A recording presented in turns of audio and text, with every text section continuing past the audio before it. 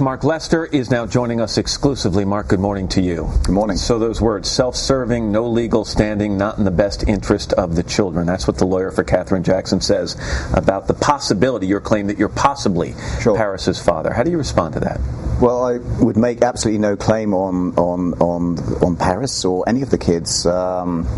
It's just something that happened. It's a possibility that one or all, very unlikely all, but one of those kids may be mine. But are you being coy with me here? I mean, do you know definitively whether you are Paris Jackson's father?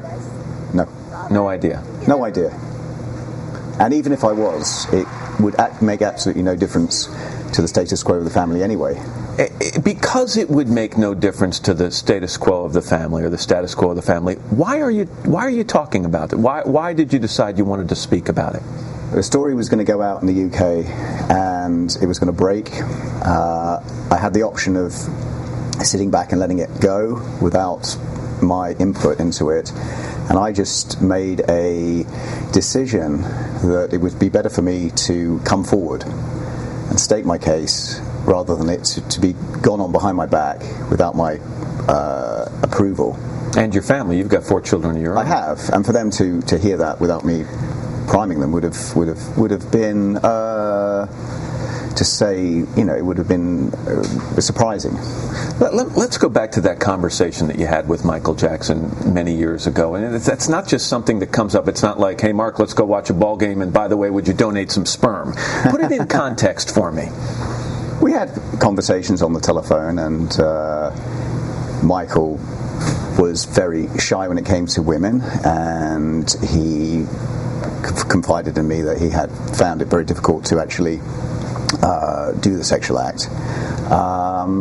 He knew I had three lovely girls, and so I just jokingly said, well, look, Michael, if you don't want to do it, maybe I'll do it for you. But that's a very different thing, because if he's uncomfortable with the act of having sex with a woman, he could still use his own sperm to become the biological father of a child. Why did he need your sperm? Exactly. That I don't know, because whether he wanted to increase the chances of the artificial insemination.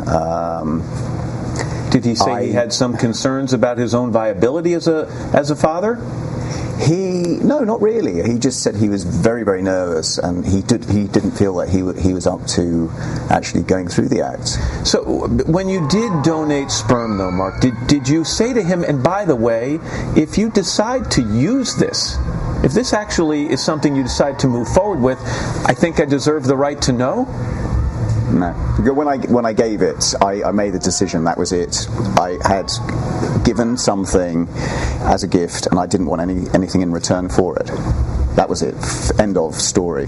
You were married at the time I was. That this happened. Did you discuss this with your wife? Because any spouse would want to know if it's possible their husband becomes a biological father of another child. Correct. Well, my wife and I, my wife at the time, we were having a lot of issues, and although we were living together, we were living kind of almost separate lives within the household. She certainly, whatever I did, she would do the opposite. I mean, she was a difficult lady, and she didn't like the Michael Jackson thing. Me being with Michael, she didn't like the idea of anything of actually me and my kids enjoying ourselves. It seemed to be alien to her, which is very sad. So, of course, this was completely confidential. Nobody knew until a couple of weeks ago. She has since done an interview, as you know, with one of the London tabloids. She has, but that was expected. Well, but let me just see if you can comment on what she's had to say. She says, first of all, that this story of sperm donation doesn't work in timing or in truth, and that even you have exaggerated your relationship, the depth of your friendship with Michael Jackson. So how do you answer that? That's what she would be bound to say. I mean, I think it's probably out of the fact that she wasn't informed, that she feels that she was sort of left out of it in some way. So Paris Jackson was born 11 years ago. You're the godfather of Michael's children. He's the godfather of your children. So as you spent time with the Jackson children and you started to see Paris grow up, we're looking at a picture right now. Here you are on one side of the screen. Here's Paris Jackson on the other. Did you ever look and say, wait a second, I think there's a striking similarity, if you do believe there is one? No. I mean, Paris is Michael's daughter. Michael, whether or not he's the biological father, is irrelevant. But is it relevant? Are you possibly the biological father? And when you look at that split screen right there as our viewers are looking at it, do you think there's a resemblance? She's absolutely beautiful, and I would be honoured if that came from me. I mean, she's a beautiful child. She's a highly intelligent kid, and as all the Jackson kids are. One of your children, one of your daughters, Harriet, is in our studio. She's 15, and she's fine with this. I want to make sure that people don't think I'm catching her off guard.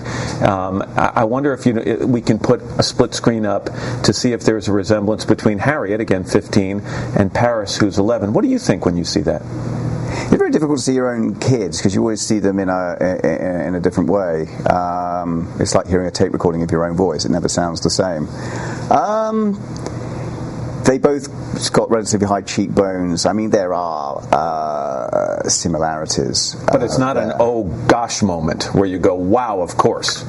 No, I think Olivia, my younger daughter, it looks more like Paris. But everyone seems to have picked up on the fact that Harriet has this resemblance. But I don't know. You've said that you'd be willing to take a paternity test. Is that true? Yeah, I mean, if that was necessary, but I must stress though, those kids are Michael Jackson's children. They're with their family. They're with in the place where they should be.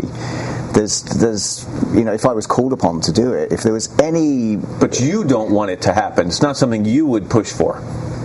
Some question in your own mind. I love those kids. I'm the godfather to those kids. I just really, all I want to do is to remain in contact with my family and Michael's children's children to be... Have you been in contact with them since Michael died?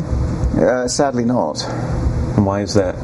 I don't know. I guess within the Jackson family there's a lot of upheaval. This was a very sudden and sad event, and I mean, Michael hasn't even been buried yet.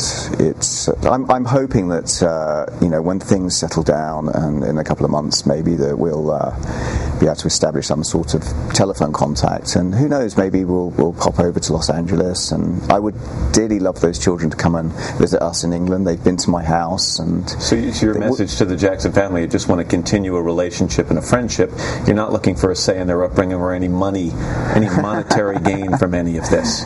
No, not at all. I just love it. I'm their godfather. I am the children's godfather, and I really just want my kids to get on so well with with Michael's children, and I just want to remain as friends and to have that contact.